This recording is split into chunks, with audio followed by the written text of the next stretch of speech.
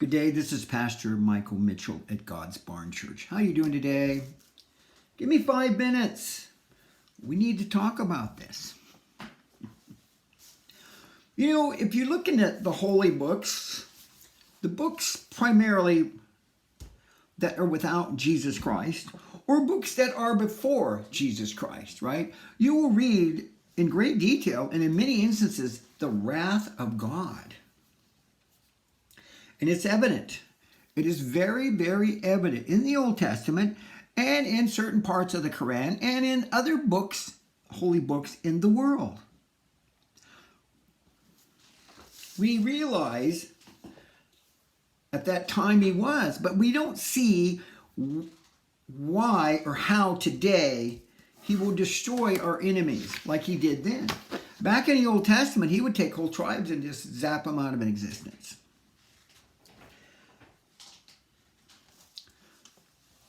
So what happened to this anger? I mean, I don't know. I haven't seen anybody getting zapped lately with lightning or anything, right? Well, I'll tell you what. There could be several reasons for that. But one of the main reasons is that when Jesus Christ came on the scene, and God, now you got to think of this the other way around, and God accepted his sacrifice for all the sins of mankind. What if God would not have accepted Jesus' sacrifice? You see, that's what Satan tried to do this whole time with Jesus. He tried to make his sacrifice to God unacceptable, you see. A short mistake, a word, a wrong step, you see. But Jesus was and is perfect. Perfect. And they never could find anything on Jesus. But I want to just maybe, and I can't answer this in all, and I will just say this, that all the sins of mankind are two places. If you know Jesus Christ, they don't exist. They don't exist. Don't exist. If you went up to Jesus and said, hey, you remember when I beat up that guy and stole from him 10 years ago? No, I don't know what you're talking about. Well, what about that time I did that? I don't know. I don't know. And that's the truth. But the other side of the coin is his wrath is being stored up, his anger, until the day that he judges all of mankind at once, and not just one at a time. If you know what I mean. Those days of wrath are delayed until the day of judgment. Right? Now, with Jesus as our intermediary between God and us, should we fear God?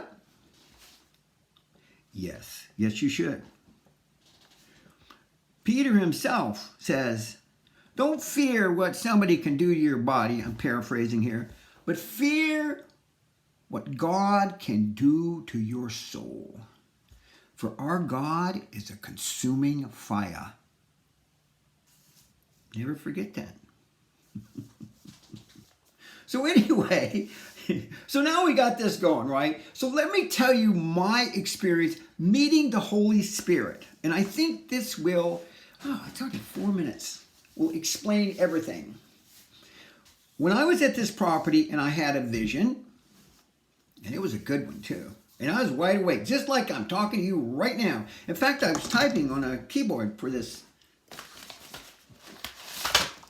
I was in the middle of writing this book. So anyway, I'm just going to skip the parts of the vision except where I met the Holy Spirit. And prior to meeting the Holy Spirit, I was told to walk in the Spirit. Now, I don't have enough time for this, but this is what you want to understand. So then I had a vision, and there I'm looking, and all of a sudden I see people walking away from me in white robes and some really nice sandals. On the desert, you could just see, and you could only see from their waist down. God, Allah, Jehovah, he likes to mess with me. He really does.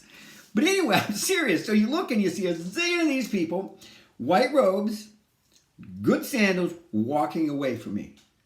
I mean, billions of people. A lot of people.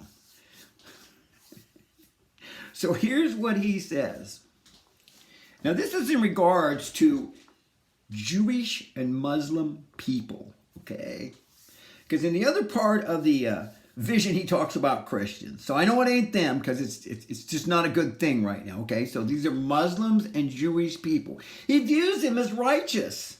They got white robes on, as righteous. And then he begins to tell me about these people.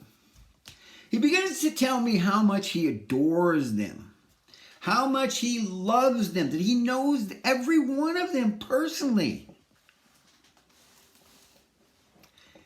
Now, here's the part. Now, it's like a big screen there, okay? You got a big screen, and that's what I'm watching, you know? And it's not, see, this kind of vision is in me, okay? He didn't come somewhere and, turn on a projector. It's in me. I'm seeing this in me because the Holy Spirit and Jesus are in me.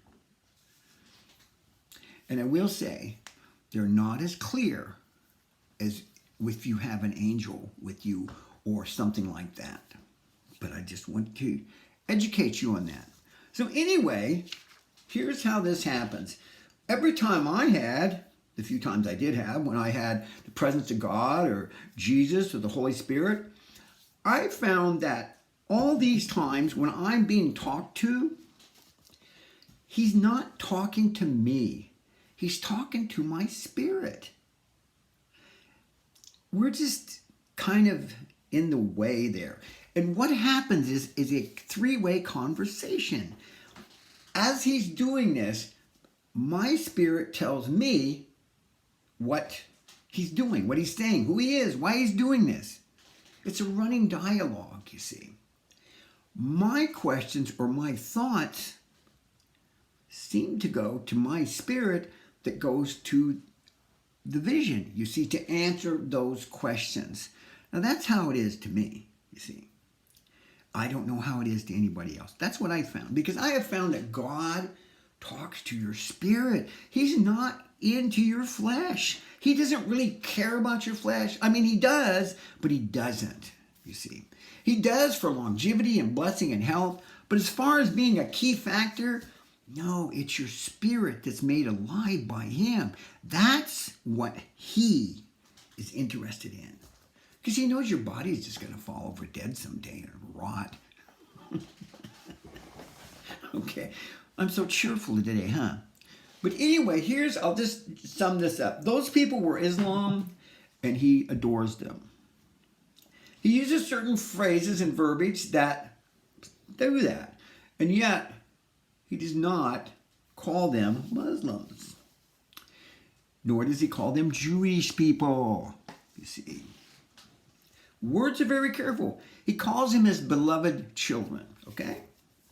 And I don't have enough time because I only got 1 minute left, because actually it's on 9 minutes. But let me give you the gist of this. As he is talking, at first part of this, then you can see what he's telling you. He moves over here, and you can actually see a figure. The figure is an old guy. He's got a white robe on. He has a vest on that has marking on it, but I can't tell what that is. And he has a hat. But this is the interesting part. This hat isn't a turban. Isn't one of those things either. It's kind of a turban kind of hat that sits right on top of his head. It's about that tall. Maybe somebody there knows about those. And here's another thing. And he's diminutive. In other words, he's just small. Okay, he's not like, But this is interesting that I'm into this. He has a beard. Like, well, that makes sense. But his beard is like this long. I mean, it's a really, really, really long beard. I was amazed at that. But the point is, and I should have said this before, when I met him, he is a shepherd. And he has been doing this work with us, it seems like, for a zillion years. And he's done this over and over and over again. And there is no anger in him at all. There's nothing. Nothing at all. Just pure, unadulterated love. Yeah. That changed my perception and my understanding of God immediately. And I just changed that he is just Abba Father. Now keep in mind, this is the Holy Spirit. And God himself determines what he wants to do, okay? I'm just telling you that. But keep in mind that God, as I told you, is in the mountains. He's in the earth. And he has prepared the day of wrath for mankind, you see. Now I want you to think of this, and this is just revealed to me. See, he's in the earth. So he set forth, he did, earthquakes and volcanoes and asteroids to come, all that stuff, polar, all that. He set that in motion zillion years ago. You know what I mean? A long time ago, right? Because, for one thing, he was angry. There was no Jesus, and he was really upset. And number two is, and maybe this is just me, he set that up then, but he's not angry now. And it will just happen. A period of very, very much anger and wrath for mankind, set up, created for the change in the end of time, the passing of the Messiah. The anger is not there until the day of judgment. Something like that. But I do want to say this to everybody.